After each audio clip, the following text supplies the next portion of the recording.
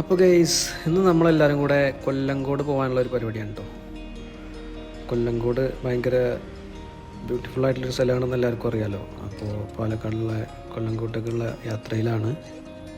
കൊല്ലങ്കോട്ടേക്കുള്ള വഴി തുടങ്ങുമ്പോൾ തന്നെ ഭയങ്കര ഭംഗിയാണ് കേട്ടോ. നെൽപ്പാടങ്ങളും ദൂരെ മലകളൊക്കെ ആയിട്ട് നല്ല അടിപൊളി സ്ഥലമാണ്. അപ്പോൾ ഇതാ ഞങ്ങൾ ഏകദേശം കൊല്ലങ്കോട് എത്തി തുടങ്ങിയിട്ടുണ്ട്. ഭയങ്കര ബ്യൂട്ടിഫുൾ ആയിട്ടുള്ള സ്ഥലം തന്നെയുണ്ട്. ഇവിടെ കുറേ കൃഷികളും കൃഷിക്കാരും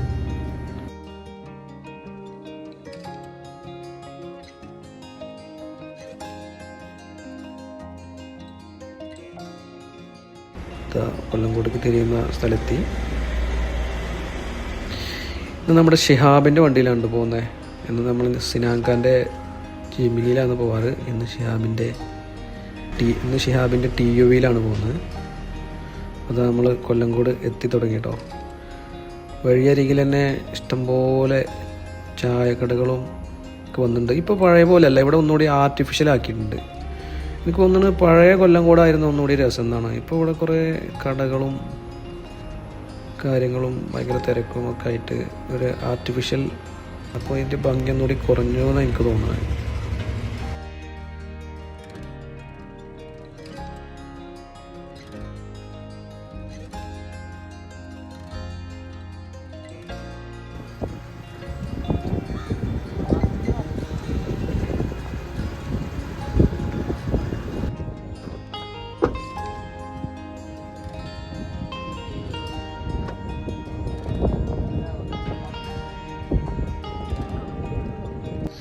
ഞങ്ങൾ ആദ്യം തന്നെ പാടത്തൊന്നും ഇറങ്ങാതെ കുറച്ചുകൂടി മുന്നോട്ട് പോയാൽ അവിടെ ഒരു പാറക്കെട്ടൊക്കെ ഉണ്ട്. അപ്പോൾ ഞങ്ങൾ ആദ്യം അവിടേക്കാണ് പോയത്.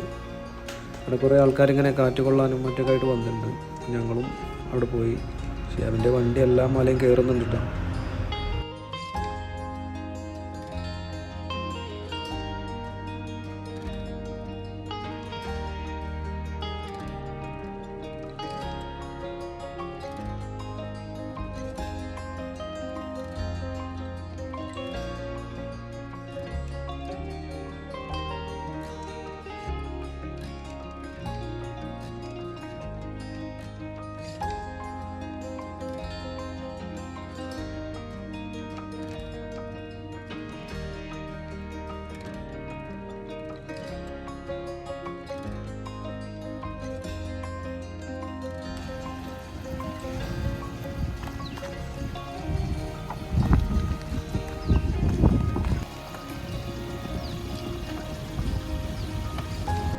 ഇവിടെ വലിയൊരു കോറിയുണ്ട് കേട്ടോ.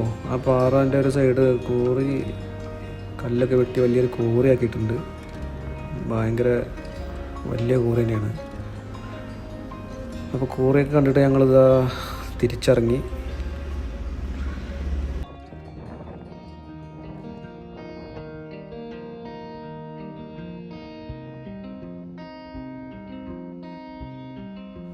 ആ മലയിൽ നിന്ന് ഇറങ്ങിയിട്ട് ഞങ്ങൾ നേരെ പോയത് സീതാർകുണ്ട് വെള്ളച്ചാട്ടത്തേക്കാണ് കേട്ടോ. ഇപ്പോൾ അവിടെ ഒരു ഇക്കോ ടൂറിസമൊക്കെ ആക്കിയിട്ടുണ്ട്. നമ്മൾ മുന്നേ വന്ന ടൈമിൽ ഇവിടെ ഫുൾ ഓപ്പൺ ആയിരുന്നു. ആർക്കും എപ്പോൾ വേണമെങ്കിലും പോകായിരുന്നു. ടിക്കറ്റൊന്നും ഇല്ലായിരുന്നു. പക്ഷെ ഇപ്പോൾ അവിടെ ടിക്കറ്റൊക്കെ വെച്ചിട്ട് എക്കോ ടൂറിസം പദ്ധതി ആക്കിയിട്ടുണ്ട്. പക്ഷേ അതിന് മാത്രമുള്ള വലിയൊരു സംഭവമൊന്നും അവിടെ ഇല്ല.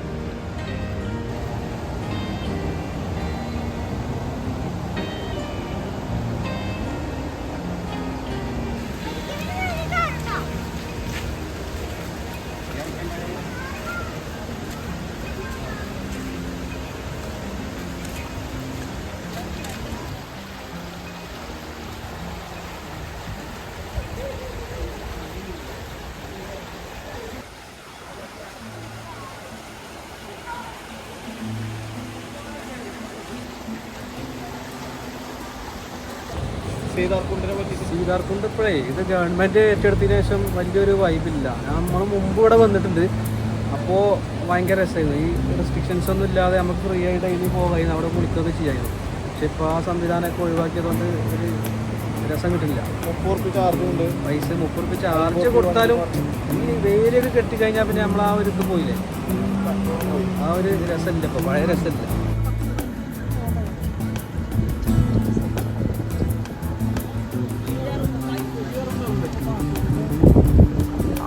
ആ വളവിൽ നിർത്തുണ്ടോ? അതിന് ഒന്ന് നിർത്തണം. പക്ഷേ അത് ഒന്നുകൂടി വരികയാണെങ്കിൽ എൻ്റെ വണ്ടി തന്നെ എടുക്കാം. അങ്ങനെ സീതാർകുണ്ടിൽ നിന്ന് ഇറങ്ങി നമ്മൾ ഇനിയാണ് നമ്മൾ പാടത്തേക്ക് പോകുന്നത് കേട്ടോ. പാടത്ത് സൈഡാക്കിയിട്ട് ഒരു ചായയൊക്കെ കുടിച്ചിട്ട് വേണം തിരിച്ചു പോകാൻ. അപ്പോൾ അതിനുള്ള പരിപാടിയിലാണ്.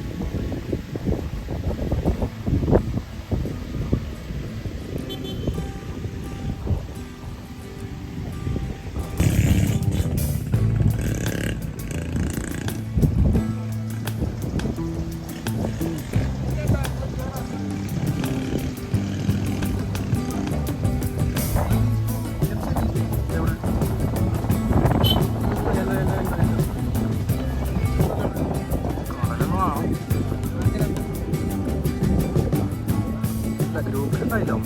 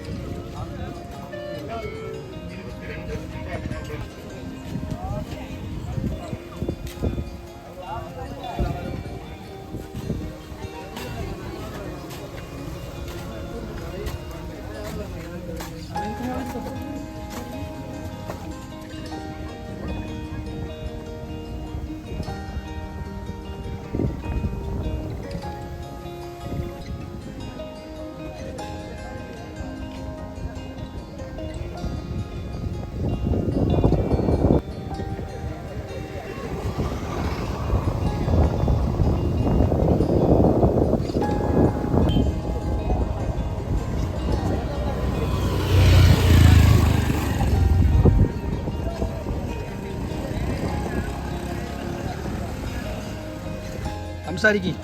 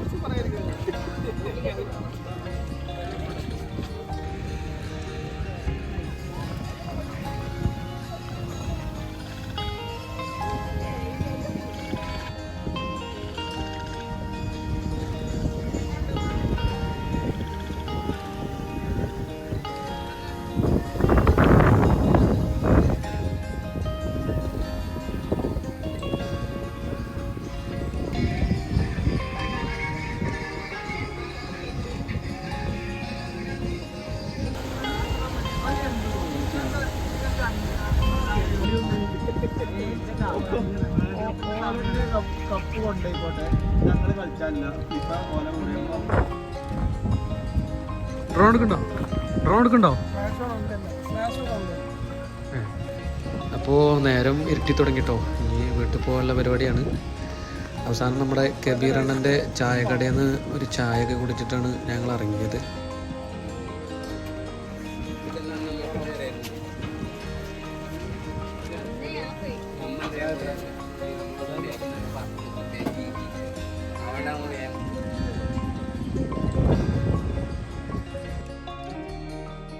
പോരുന്ന വഴിക്ക് ഞാനൊന്നും ഇതുവരെ കാണാത്ത ഒരു കാഴ്ച ഞങ്ങളവിടെ കണ്ടിട്ടു.